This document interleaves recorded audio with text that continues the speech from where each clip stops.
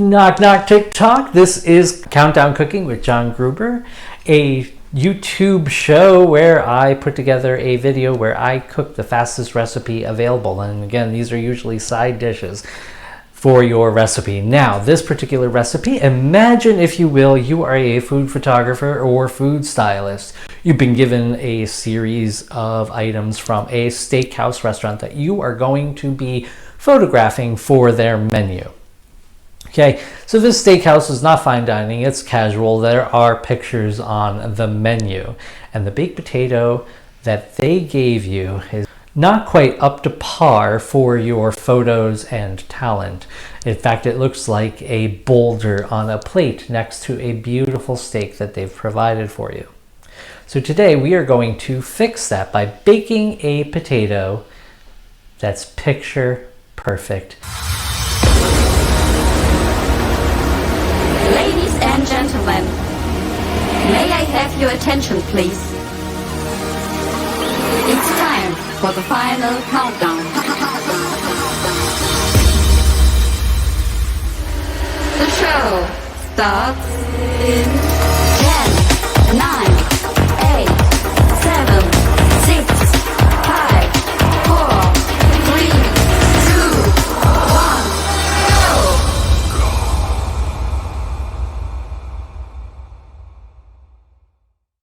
The baked potato is not a baked potato unless it is baked. And so while we are going to be using the microwave to speed things along, we are not finishing it in the microwave. We are only starting in the microwave, softening it a little bit for 6 to 12 minutes, depending on your microwave, and then putting it in a 450-degree oven to finish it off. And there's a couple things. Now, what you're going to want to do before you put it in the microwave, because you don't want exploding potato syndrome, you prick this with a fork, and you prick it many times, which I've already done. Now again, like I said, we're going to be doing a food photography, sort of food stylist approach to the baked potato. So I have 3 potatoes here. There's actually only 2 servings of baked potatoes. So these are my 2 nice baked potatoes for now that I hope to use for the final product. And then I have 1 baked potato. It's kind of got like a weird spot on it, but this is going to be our extra potato should one of these ruin in the oven during the cooking process, or to add a little bit more of that potato guts to the baked potato so it comes right out of the potato. Now, as you can see, I have a foil-lined pan. This is not necessarily necessary for this recipe. You can start in the microwave, put it in the oven straight on the rack, just as is, potato in the oven on a rack.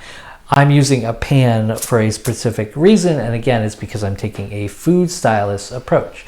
So the food stylist would then, again, gorgeous steaks already grilled up. We don't have to worry about that. I'm going to be just putting a little bit of oil on my 2 potatoes that I'm going to be using as my final product. And again, I'm going to just pick the best one of the 2.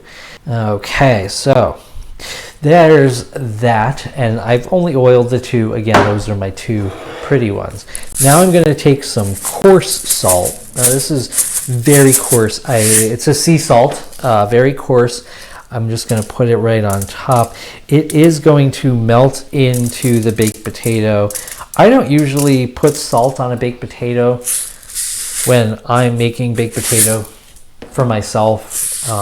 And usually I just throw it in the oven with everything else that I've got. Now you can use flaked kosher salt. In fact, that might actually look a little bit better than the coarse salt. They're now ready for the microwave. And what you're going to want to do is just put them right on the, if there's like a rotation tray, but just put them right in the microwave, 6 to 12 minutes.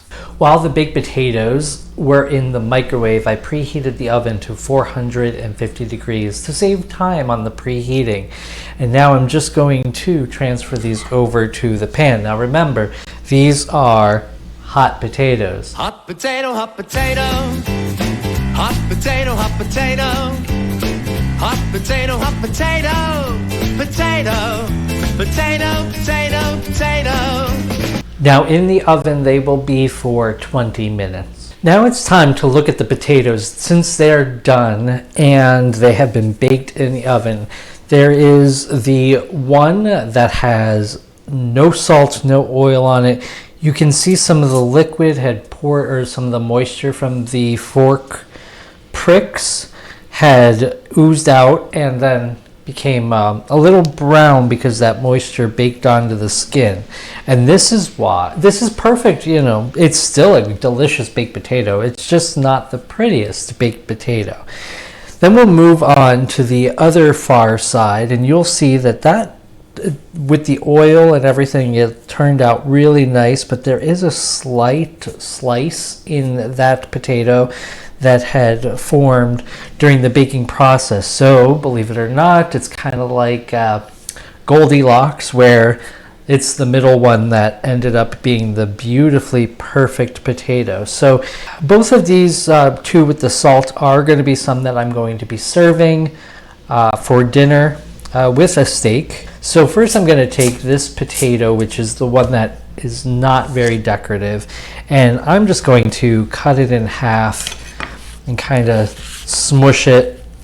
And that's kind of what you would get at the restaurant. But I'm going to scoop out some of the innards, the entrails of the potato, the guts of the potato. Yeah, I'm going to make it as gross as possible. All my vegan friends would probably say, John, don't talk like that. But we're getting rid of the flesh of the potato. Actually, the flesh we're keeping on. It's just the insides. Okay, so that is one potato's worth of insides. I'm sure there's more. In my household, I eat the skins. That's where a lot of the nutrients are. It's also where a lot of the flavor of the potato is. On this most perfect potato, okay, this most perfect potato, I'm just going to take it off of the foil and I am going to cut it. Now, do you remember how Subway used to cut their subs, where they would start like down and work their way back, and then they'd remove a wedge?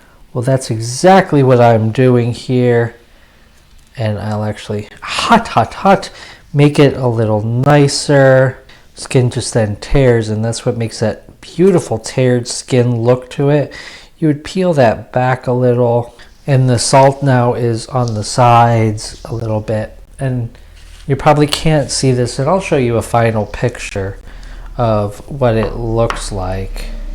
Now we have another potato to do, so there's a lot of potato inside that we would be putting up in there. And I'm just going to break this up.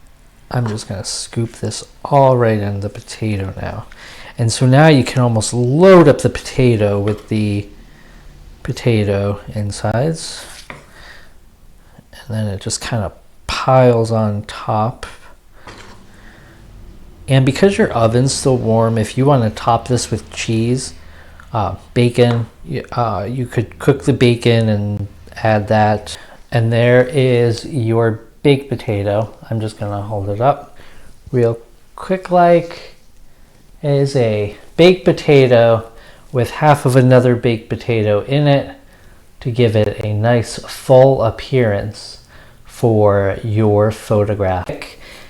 And it's just loaded and beautiful and looks like a beautiful baked potato. I can't wait to take some photos of this and show you what it looks like.